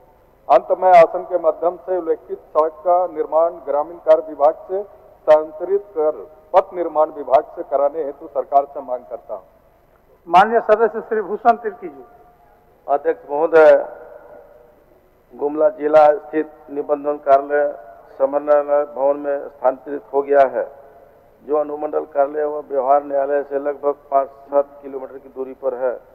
गुमला जिला के आदिवासी गरीब एवं आमजनों को न्यायिक व निबंधन कार्य करने में काफी समस्याओं का सामना करना पड़ रहा है। अतः मैं सदन के माध्यम से मांग करता हूं कि रांची जिला के तर्ज पर गुमला जिला मुख्यालय के अलावा अनुमंडल व व्यवहार न्यायालय के करीब निबंधन कार्यालय को सभी वैकल्पिक सुविधाओं की व्यवस्था की जाए। श्रीमती मंजू कुमारी स्व। धन्यवाद अध्यक्ष महोदय। मेरे विधानसभा क्षेत्र स्थित जमुआ एवं देवरी में सामुदायिक स्वास्थ्य केंद्र में महिला चिकित्सक का एक यूनिट स्वीकृत होने के बाद भी उक्त अस्पताल में महिला चिकित्सक नहीं है। रहने के कारण गरीब महिलाएं समय अपना इलाज नहीं करा पाती है। गांव की गरीब महिलाएं पुरुष चिकित्सक से अपनी बीमारी नहीं बता पाती है। अतः जमुआ एवं देवरी प्रखंड के आधी आबादी के समय चिकित्सा सुविधा उपलब्ध कराने हेतु वर्णित अस्पतालों में महिला चिकित्सक अथवा सिद्ध पदस्थापित करने की मांग में सरकार से करती हूं। धन्यवाद। माननीय सदस्य श्री अनंत प्रताप देव जी। अध्यक्ष महोदय, गढ़वा जिला के खरौंदी प्रखंड अंतर्गत वित्तीय वर्ष 14-15 में स्वीकृत डोमनी बराज के निर्माण कार्य का शिलान्यास दिनांक 30 जुलाई 2013 को तत्कालीन केंद्रीय मंत्री के द्वारा किया गया था। बराज निर्माण हेतु रैयतों की भूमि अधिग्रहण के एवज में मुआवजा भुगतान लंबित है। साथ ही 40.41 करोड़ रुपए की राशि का विभागीय इकरारनामा दिनांक 20/10/2014 को CZAR construction private limited Patna को दिया गया था, जिसमें कार्य को आज तक पूर्ण नहीं किया गया। इस कारण प्रखंड के लगभग 25,000 प्रभावित किसानों की खेती के लिए मानसून पर निर्भर रहना पड़ता है। अतः किसान हित में रैयतों की लंबित मुआवजा भुगतान तथा डोमनी बराज योजना का कार्य शीघ्र पूर्ण कराने की मांग सदन के द्वारा और सरकार के द्वारा मैं मांग करता हूँ। माननीय सदस्य श्री रामचंद्र सिंह। अध्यक्ष महोदय, दैनिक अखबार प्रभात खबर एवं हिंदुस्तान से विगत 17 एवं 22 फरवरी 2025 को प्रमुखता से छापा है कि वन विभाग द्वारा पलामू एवं गढ़वा के जंगलों से हजारों की संख्या में नील गायों को महुआ डांड, जो मेरे विधानसभा क्षेत्र में मनका में आता है, में छोड़ने की योजना है। इस खबर से पूरे महुआ डांड के ग्रामीणों में अत्यंत ही रोष है, क्योंकि पूर्व से यह क्षेत्र पीटीआर अंतर्गत है। यहाँ के लोग कृषि कार्य पर निर्भर हैं। उक्त निर्णय से इनका खेती बर्बाद हो जाएगा, साथ ही यहाँ के लोगों को पलायन हेतु मजबूर होना होगा। अतः शून्यकाल के माध्यम से सरकार से मांग करता हूँ कि तत्काल वन विभाग से इस निर्णय को रद्द करने का अग्रिम आदेश दें। माननीय सदस्य श्री कुमार उज्जवल। मैं चतरा जिला के सिमरिया विधानसभा क्षेत्र से आता हूं और सिमरिया विधानसभा क्षेत्र में हमारा प्रखंड है मयूरहंड। मयूरहंड में अंजनवा डैम है, जिस पर अगर उसका विकास किया जाए, उसको बना दिया जाए, तो उससे हजारों गांव सिंचित होंगे। बड़का टाल तक अगर जो है जलापूर्ति करा दी जाए सिंचाई के लिए, तो मैं आज शून्यकाल के माध्यम से इस सदन को अवगत कराना चाहता हूं। माननीय सदस्य श्री भूषण बालाजी।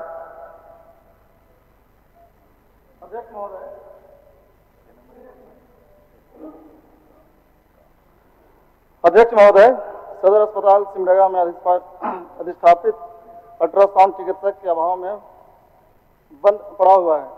फलस्वरूप यहाँ के रोगियों को अल्ट्रासाउंड कराने के लिए सिमडेगा से बाहर रांची या राउरकेला आदि जगहों पर जाने को विवश हैं। खासकर गर्भवती महिलाओं को घोर समस्याओं का सामना करना पड़ता है।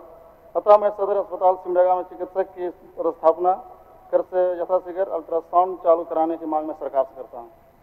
माननीय सदस्य श्री जनार्दन पासवान जी।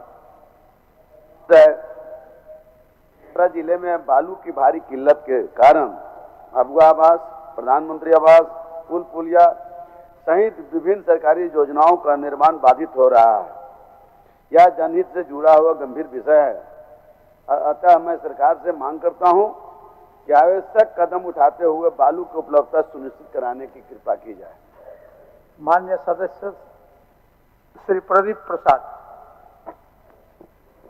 अध्यक्ष महोदय, हजारीबाग विधानसभा के अंतर्गत हजारीबाग नगमा टोल प्लाजा के से होते हुए मासी पीढ़ी तक रिंग रोड का निर्माण कार्य 2004 में शुरू किया गया था, जिसकी लागत शुरुआत में 52 करोड़ रुपए थी, जिससे बढ़ाते बढ़ाते 700 करोड़ रुपए तक कर दिया गया है।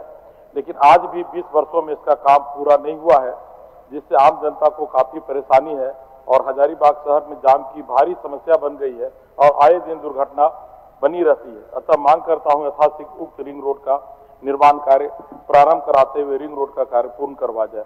धन्यवाद। माननीय सदस्य श्री मथुरा प्रसाद महतो जी। अध्यक्ष महोदय, आपके माध्यम से सरकार का ध्यान आकृष्ट करते हुए कहना है कि धनबाद जिला अंतर्गत कुंडी प्रखंड के तहत मछियारा पंचायत में झिनाकी उत्क्रमित उच्च विद्यालय का भवन निर्माण कार्य कई वर्षों से अधूरा है। भवन का कार्य पूर्ण नहीं होने के कारण उक्त भवन में विद्यालय संचालन नहीं हो पा रहा, जिससे छात्र छात्राओं को काफी कठिनाई दूरी का सामना करना पड़ रहा है। अतः मैं आपके माध्यम से सरकार से मांग करता हूँ कि छात्र हित में वर्णित विद्यालय का भवन निर्माण कार्य पूर्ण करते हुए विद्यालय को सुचारू रूप से संचालित कराया जाए। महोदय। माननीय सदस्य श्री अमित कुमार। अध्यक्ष महोदय, सिल्ली तमाड़ दोनों ही विधानसभा को जोड़ने वाली अत्यंत महत्वपूर्ण पथ, जो सलगाटी बारंदा नहर के किनारे किनारे है, जल संसाधन विभाग द्वारा एनओसी नहीं मिलने के कारण पथ पूरी तरीके से जर्जर हो चुकी है। जिस पर कभी गाड़ियां फर्राटे भरा करती थी, आज उस पर चलना भी मुश्किल हो गया है। जल संसाधन विभाग एनओसी देकर पीडब्ल्यूडी के द्वारा सड़क निर्माण कार्य को पूरा करे, ताकि तमाड़ सिल्ली विधानसभा वासियों को इस अति महत्वाकांक्षी और बहुप्रतीक्षित पथ का लाभ मिल सके, जिससे आज तक वो वंचित है। धन्यवाद महोदय। माननीय श्री उमाकांत रजक जी। अध्यक्ष महोदय, धनबाद जिला के ईजे झरिया कोलियरी के बगल में दामोदर नदी किनारे आउटसोर्सिंग कंपनी देवा प्रभा के द्वारा भौरा में कोयला खनन के लिए नियम कानून को ताक पर रखकर खनन रूल, पर्यावरण के रूल का अनदेखा करते हुए खनन किया जा रहा है। दामोदर के अस्तित्व पर सवाल खड़ा हो रहा है, क्योंकि द्वापर गंगा रूपी दामोदर के अस्तित्व पर संकट मंडरा रहा है। चंदनक्यारी प्रखंड का 1.5 दर्जन पंचायत प्रभावित है। जानवर बीमार ग्रस्त हो रहा है। ग्रामीण चर्म रोगी बन रहा है। कृषि प्रभावित हो रहा है। दूषित पानी पीने को ग्रामीण मजबूर है। जो आवाज उठा रहा है, केस में फंसाया जा रहा है। ऊंचाई 50 मीटर का प्रावधान है, परंतु 200 मीटर कर दिया है। सीटीओ का उल्लंघन हो रहा है। नियम कानून का अनुपालन सुनिश्चित किया जाए। माननीय सदस्य रोशन लाल चौधरी जी। धन्यवाद अध्यक्ष महोदय।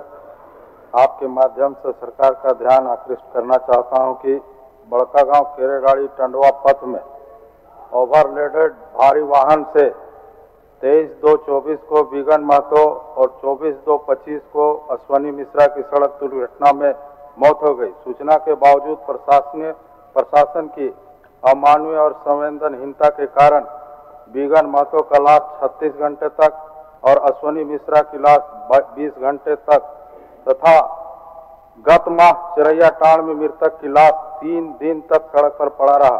इस पथ में हर 10 दिन में दुर्घटना से लोगों की मौत हो रही है। झारखंड में मोटर व्हीकल एक्ट के तहत मिलने वाला मुआवजा की राशि भी बहुत कम है, जबकि राजस्थान जैसे राज्य में सड़क दुर्घटना के मृतक के आश्रित को 10 लाख रुपया की मुआवजा देती है। अतः सदन के माध्यम से सरकार सड़क दुर्घटना के मृतक आश्रित को 10 लाख रुपये की मुआवजा देने और बड़कागांव, पकरी, बरवाडी, केरेडाड़ी, बन्नादाग के बीच अलग से 4 लेन बाईपास या ट्रांसपोर्ट लेन सड़क निर्माण की मांग करता हूं, ताकि दुर्घटना को रोका जा सके। धन्यवाद। माननीय सदस्य श्री सुदीप गुड़िया जी। अध्यक्ष महोदय, खूटी तोरपा कोलेबिरा पथ सुदृढ़ीकरण का कार्य Vijay Kumar Sahu infrastructure private limited के द्वारा किया जा रहा है। ग्रामीणों के शिकायत पर मैंने जांच किया तो पाया कि सड़क बनने के साथ ही टूट रही है, जिससे कई स्थानों पर बड़े बड़े गड्ढे बन गए हैं, जिसमें बहुत सारे लोग दुर्घटना का शिकार होकर गंभीर रूप से घायल हो चुके हैं। यह स्थिति रही तो लोगों की जान भी जा सकती है। इस संबंध में संवेदक एवं विभाग के कार्यपालक अभियंता से बात की गई, परंतु कोई ध्यान दिया नहीं गया। अतः सदन के माध्यम से विभाग के पदाधिकारियों एवं संवेदक पर जांच उपरांत कार्रवाई की मांग करता हूं। माननीय सदस्य श्री संजय कुमार सिंह यादव। अध्यक्ष महोदय, पलामू जिला अंतर्गत हुसैनाबाद प्रखंड स्थित उर्दू मध्य विद्यालय 1986 से संचालित है, जहां छात्राओं की संख्या 500 से अधिक है। विद्यालय में भवन भी उपलब्ध है। उर्दू मध्य विद्यालय को उर्दू उच्च विद्यालय में उत्क्रमित करने की मांग करता हूं। माननीय सदस्य डॉक्टर कुशवाहा शशिभूषण मेहता। अध्यक्ष महोदय, पलामू जिला अंतर्गत पांकी प्रखंड के पंचायत नोडिया 1 के ग्राम परसवा में कल्याण विभाग के द्वारा सरना स्थल की चारदीवार के निर्माण की जगह श्मशान घाट और डैम की चारदीवारी कराई जा रही है। जिला कल्याण पदाधिकारी पलामू एवं अभियंताओं की मिलीभगत से गलत स्थल पर निर्माण कराया जा रहा है।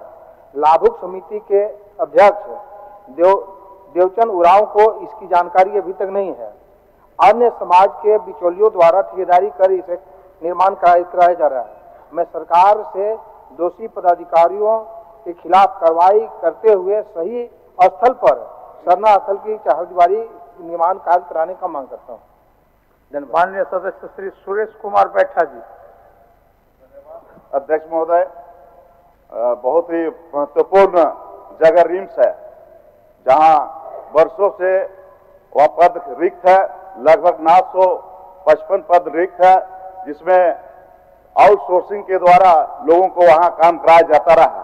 पिछले 15-20 सालों से वो लोग इंतजार कर रहा है कब हमें समायोजित करेगा, लेकिन अब तक नहीं बहाली निकाली गई है। इसको जल्द से जल्द करने की कृपा की जाए।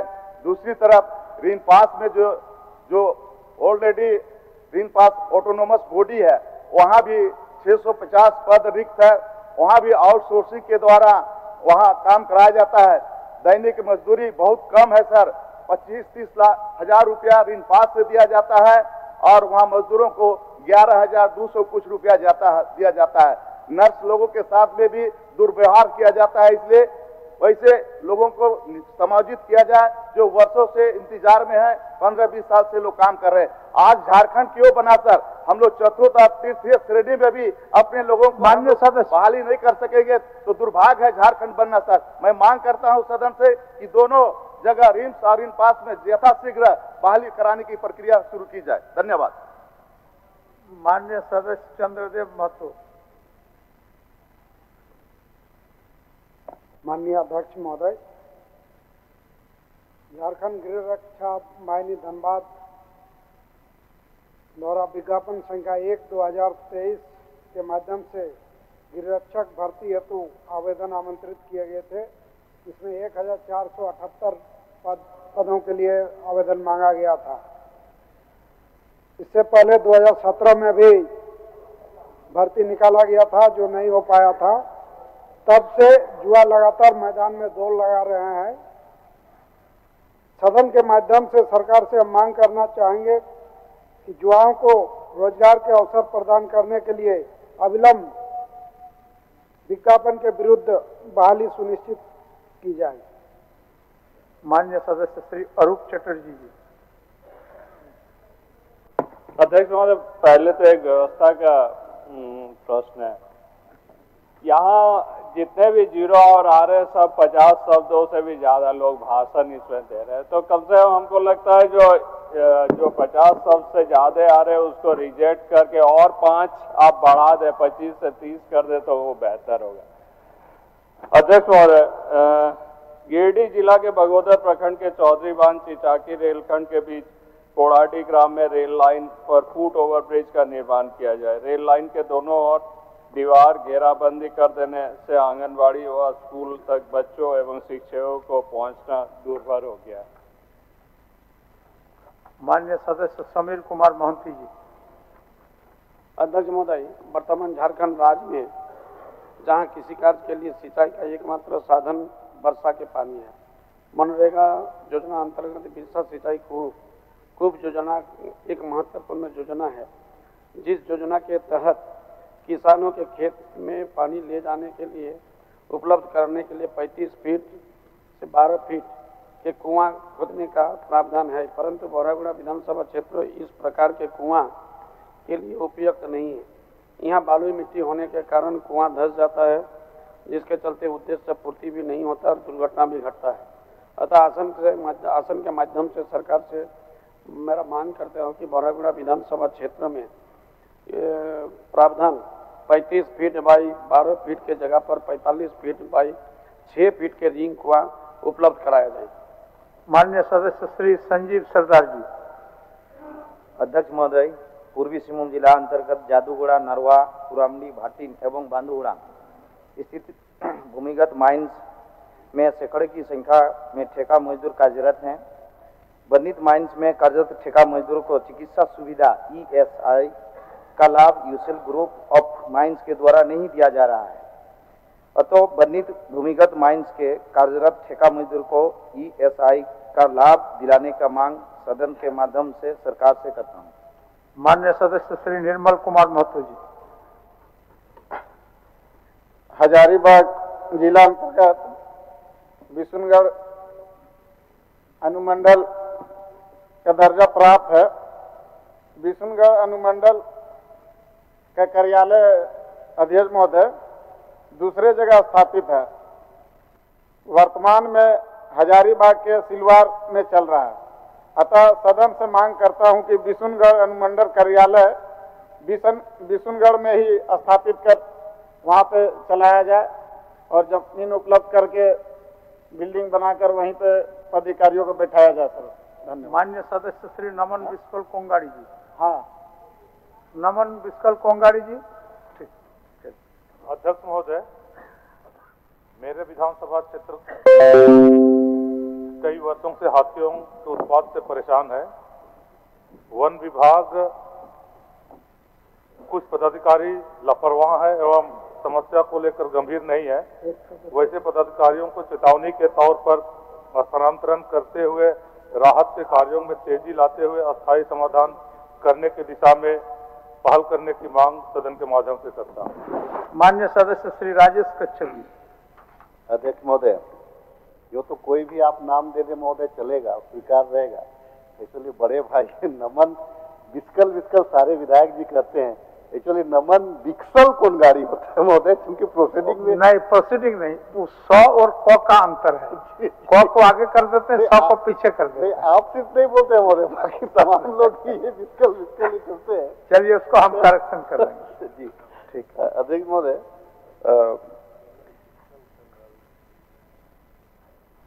मेरे खिजरी विधानसभा क्षेत्र में विगत 8-9 माह पूर्व ग्रामीण कार्य विभाग, नगर विकास विभाग, RRDA महोदय, ग्रामीण विकास विभाग के द्वारा निविदा निकाली गई थी महोदय, लेकिन बड़ी खेद की बात है कि आज तक विभाग के द्वारा निविदा का निष्पादन नहीं किया जा रहा है, जिसके कारण संवेदक को वर्क ऑर्डर नहीं मिल रहा है। मैं आसन के माध्यम से सरकार से मांग करता हूं कि इन विभागों के निविदा को अतिशीघ्र निष्पादन कर कार्य आवंटन किया जाए महोदय। माननीय सदस्य श्री नागेंद्र महतो जी। माननीय अध्यक्ष महोदय, मैं बगोदर विधानसभा क्षेत्र में कोनार सिंचाई परियोजना में बगोदर हजारीबाग मुख्य पथ NH 522 में अल्पीटो से हेटली बोदरा तक नहर के दोनों तरफ लगभग 1-1 किलोमीटर की कच्ची सड़क को पक्की सड़क बनाने एवं हेटली बोदरा के हरिजन टोला के सामने नहर में पुलिया निर्माण करना आवश्यक है। अत्यधिक जनहित में आवागमन सुविधा के लिए उक्त सड़क एवं पुलिया निर्माण की मांग करता हूं। धन्यवाद। ध्यान आकर्षण की सूचना माननीय सदस्य श्री राज सिन्हा जी। क्या व्यवस्था है बताइए। माइक तो मेरा 2 दिन से ध्यान आकर्षण दे रहे महोदय, छट जाता है, मेरी व्यवस्था का प्रश्न महोदय। अच्छा ठीक ठीक। माननीय राज सिन्हा जी, एक मिनट आप दीजिए, माइक दीजिए, बोलिए। माइक पे जी, माइक दीजिए। प्रश्न तो अधूरा ही रह गया अध्यक्ष महोदय। मेरा प्रश्न तो अधूरा ही रह गया। अधूरा मैंने आपका प्रश्न टेकअप हुआ था जी, आज ही का है। तो नहीं तो प्रश्न आया नहीं ना। हम तो उत्तर आया है कि नहीं आपका? बिल्कुल उत्तर आया। अच्छा तो उत्तर से संतुष्ट हो लीजिए। जहाँ उत्तर में आपको असंतुष्टि होगा ना, तो नहीं है, संतुष्टि नहीं है। जहाँ आपको दिक्कत होगा फिर से आप उस पर लिख करके हमारे ऑफिस में आप दे सकते हैं, फिर हम भेजेंगे मंत्री जी रहेंगे तभी तो होगा। बातों को संक्षेप में हम बात कर पाएंगे। राजसिन्हा, एक मिनट बैठिए, समय नहीं है, 12:30 बजे समाप्त करना है। राज सिन्हा जी का नाम पुकार लिया है। राज सिन्हा जी का प्रश्न तो आप बैठिए ना। ठीक है जी, चलेगा। चलिए राज सिन्हा जी, आप पूरा पूछ लीजिए। मेरा जो बड़ा महत्वपूर्ण प्रश्न है अध्यक्ष महोदय, पानी के सवाल लेकर के, गर्मी का दिन है और धनबाद माइनिंग एरिया है अध्यक्ष महोदय। देखिए 2-3 दिन का केवल सुना देते हैं। NOC के पेच में फंसी 3 मेगा योजनाएं, गर्मियों में फिर पानी के लिए तरसेगी 7 लाख की आबादी। 5 साल में बनी सिर्फ एक जल मीनार, न पाइप बिछी न ही घरों को दिया गया पानी कनेक्शन। 13 साल में भी पूरी नहीं हुई 365 करोड़ की योजना, एजेंसी पर होगी FIR। ये और लेकिन अध्यक्ष महोदय दुख यह है, मैंने जो ध्यानाकर्षण दिया है अध्यक्ष महोदय, स्पष्ट लिखा हुआ है कुल 917.69 करोड़ की 3 महत्वपूर्ण योजना। अध्यक्ष महोदय, मेरा यह नगर विकास विभाग का उत्तर होना चाहिए। इसमें माननीय मंत्री पेयजल स्वच्छता की तरफ से आया है और पूरे धनबाद जिला का जितना योजना है जो पूर्ण हो गया है अध्यक्ष महोदय, वो सब की सूची दे दी गई है। हमने जो 3 योजना मांगा 917.69 करोड़ का, उसका कोई चर्चा नहीं अध्यक्ष महोदय। ये इस प्रकार से काम अध्यक्ष महोदय, ये विभाग और ये हो रहा है अध्यक्ष महोदय। जवाब ले लीजिए। जवाब अध्यक्ष महोदय, ये तो नगर विकास माननीय मंत्री जी, और तो क्या क्वेश्चन आपका स्थानांतरित कर दे नगर विकास में? तो पानी से मतलब अध्यक्ष महोदय नहीं, माननीय जल आपूर्ति मंत्री, माननीय सदस्य आप भी जानकार आदमी है, अगर नगर विकास से इसका समाधान होना है उसको स्थानांतरित करा दें। अध्यक्ष महोदय, अगर पेयजल मंत्री हैं हमारा, इसका जवाब दे देंगे, हमको क्या दिक्कत है? ठीक, माननीय मंत्री जी, पेयजल स्वच्छता। धन्यवाद महोदय। आप ही पर भरोसा है माननीय सदस्य का। नहीं, पुराने मित्र हैं, 2014 से हैं, पहले इधर बैठा करते थे, अब उधर गए हैं, उस समय से जान परिचय है महोदय। चलिए महोदय, इनका माननीय सदस्य का चिंता लाजमी है कि गर्मी का समय है, पेयजल की बात है, आम जनों को सरकार कटिबद्ध है कि हर व्यक्ति को पानी देगी। लेकिन महोदय, इनको माननीय सदस्य को और माननीय सदस्य का जो पूरक प्रश्न है महोदय, इन्होंने कहा है कि 917 करोड़ की 3 योजनाएं। तो महोदय, आपके माध्यम से सदस्य महोदय को जानकारी देना चाहता हूं कि 917 करोड़ की कोई 3 योजनाएं वहां नहीं चल रही है महोदय। इसलिए स्पष्ट कराना चाहेंगे माननीय सदस्य महोदय की कौन सी योजना, वह 3 कौन सी योजना जो 917 करोड़ से चलाई जा रही है। मैं बता रहा हूं अध्यक्ष महोदय, Dhanbad urban water supply phase 1 159.31 crore, Dhanbad urban water supply phase 2 441.52 crore, Dhanbad urban water supply Chhamada का जो 310.62 करोड़, ये 3 योजना है अध्यक्ष महोदय। ये डीएमएफटी का है, एक माडा का योजना है अध्यक्ष महोदय, ये चल रहा है। यही तो पूछ रहे कि अब जानकारी नहीं है मंत्री जी को, हम क्या बोले अध्यक्ष महोदय। माननीय मंत्री जी। नहीं महोदय, नहीं, आपका विभाग का अगर नहीं महोदय, मैं संतुष्ट करा के आज सदस्य उनको भेजूंगा बाहर। शायद माननीय सदस्य को जानकारी नहीं है महोदय, धनबाद में कुल 12 योजनाएं चल रही है। 12 योजनाओं में कुल योजनाओं की संख्या 12, जिसमें निरसा गोविंदपुर बहु ग्रामीण जलापूर्ति योजना साउथ जोन डीएमएफटी के माध्यम से, निरसा गोविंदपुर बहु ग्रामीण जलापूर्ति योजना नॉर्थ जोन डीएमएफटी के माध्यम से, बाघमारा प्रखंड मुख्यालय हो आसन ग्रामों की ग्रामीण जलापूर्ति योजना फेज 1 डीएमएफटी के माध्यम से। चौथा नंबर में महोदय पथलगड़िया आसन ग्रामों की ग्राम जलापूर्ति योजना डीएमएफटी से, तोप चांची आसन ग्रामों की योजना डीएमएफटी से, महुदा बस्ती आसन ग्राम होने की योजना डीएमएफटी से, बलियापुर संपूर्ण प्रखंड आसन ग्रामों की ग्रामीण योजना डीएमएफटी से महोदय। उसके बाद जेजेएम से टुंडी एवं पूर्वी का है, बाघमारा ग्रामीण योजना जेजेएम से है। उसके बाद बलियापुर मोहलीडी और टुंडी स्टेट प्लान से है। जो स्टेट प्लान की योजनाएं हैं महोदय, वो पूर्ण हो चुकी है 2018 में। जो जेजेएम की योजना है वो चल रही है, उसका कार्य अभी पूरा नहीं हुआ है। माननीय किस योजना की चिंता व्यक्त कर रहे हैं वो स्पष्ट करें महोदय, पहले हम उनको आश्वस्त करके आज भेजेंगे यहाँ से। अध्यक्ष महोदय, आप हस्ताक्षर हैं इसमें? अध्यक्ष ध्यानाकर्षण की सूचना में प्रश्न वही पूछ सकते हैं जो उनका हस्ताक्षर होता है। विद्वान हैं, जानकार हैं, पुराने मित्र भी अध्यक्ष महोदय, और काफी ओजस्वी वक्ता भी है।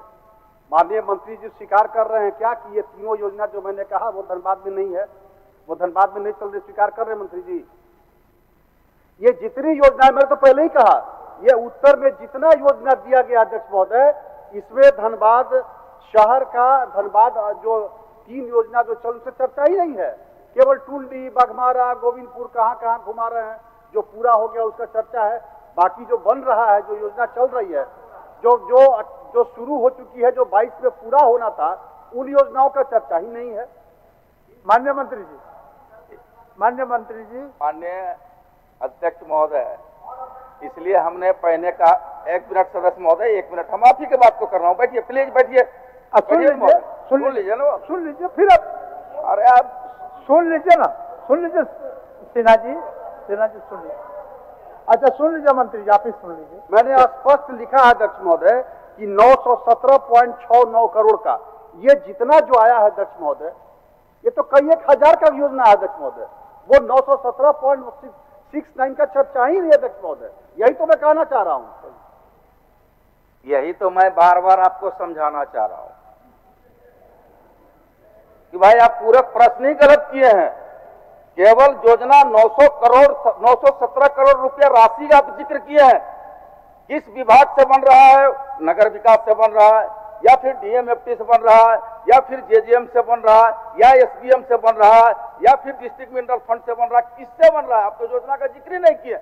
और जिस योजना का अब अंत में आपको आश्वस्त करना चाहते हैं और आपको जानकारी देना चाहते हैं कि जिन योजनाओं का आप जिक्र कर रहे हैं वो नगर विकास में है, इधर है माननीय महोदय, इधर की योजनाएं चल रही है, कहाँ हमसे पूछ रहे हैं आप? यही बात आप यहाँ महोदय कहीं लिखा नहीं है कि किस योजना, किस विभाग की योजना है। माननीय मंत्री जी, अध्यक्ष महोदय, अब बेहतर होगा राज सिन्हा जी, बेहतर होगा अगर आपका प्रश्नों का उत्तर नगर विकास से प्राप्त होना है तो नगर विकास को स्थानांतरित कर देते हैं। अब बैठ जाइए, समय बैठ जाइए। हम भी बोले ठीक चलिए, आप बोले लेकिन बाद में बोले, पहले बोलना चाहिए था। चलिए ठीक। प्रभारी मंत्री वित्त, उसको नगर विकास में शिफ्ट कर दिया। माननीय अध्यक्ष महोदय, मैं झारखंड सरकार का आर्थिक सर्वेक्षण प्रतिवेदन वर्ष 2024-25 की एक प्रति सदन के पटल पर उपस्थापित करता हूं। मैं प्रस्ताव करता हूं कि झारखंड सरकार का आर्थिक सर्वेक्षण प्रतिवेदन वर्ष 2024-25 सदन पटल पर रखे जाने के पश्चात जनता में बिक्री के लिए उपलब्ध हो। प्रश्न यह है कि झारखंड सरकार का आर्थिक सर्वेक्षण प्रतिवेदन वर्ष 2024-25 सदन पटल पर रखे जाने के पश्चात जनता में बिक्री के लिए प्राप्त हो। जो इसके पक्ष में है वह हाँ कहें, जो इनके विपक्ष में है वह ना कहें। मैं समझता हूं कि पक्ष में बहुमत है, पक्ष में बहुमत है, यह प्रस्ताव स्वीकृत हुआ। मंत्री प्रभारी वित्त। माननीय अध्यक्ष महोदय, वित्तीय वर्ष 24-25 के तृतीय अनुपूरक व्यय विवरणी की अनुदान तथा नियोजन की मांगों की अनुसूची में सम्मिलित मांग संख्या 4 मंत्रिमंडल सचिवालय एवं निगरानी विभाग के लिए 31 मार्च 2025 को समाप्त होने वाले वर्ष के भीतर भुगतान के दौरान जो व्यय होगा उसकी पूर्ति के लिए 6,12,62,000 रुपये से अनाधिक राशि प्रदान की जाए। महोदय, यह प्रस्ताव माननीय राज्यपाल जी के सिफारिश पर किया गया है। माननीय सदस्यगण, तृतीय अनुपूरक व्यय विवरणी की अनुदानों की मांग संख्या 4 मंत्रिमंडल सचिवालय एवं निगरानी विभाग, मंत्रिमंडल सचिवालय एवं समन्वय प्रभाग से संबंधित श्री राज सिन्हा 120 के कटौती प्रस्ताव क्रमांक 06 व्यापक है। माननीय सदस्य श्री राज सिन्हा जी अपना कटौती प्रस्ताव प्रस्तुत करें। मैं इस पर 10 रुपये कटौती करना चाहता हूँ। माननीय सदस्य श्री राज सिन्हा जी, आप अपना वक्तव्य दूसरे पाली में शुरू करेंगे। माननीय सदस्यगण, सभा की कार्रवाई 2 बजे अपराह्न तक के लिए स्थगित की जाती है।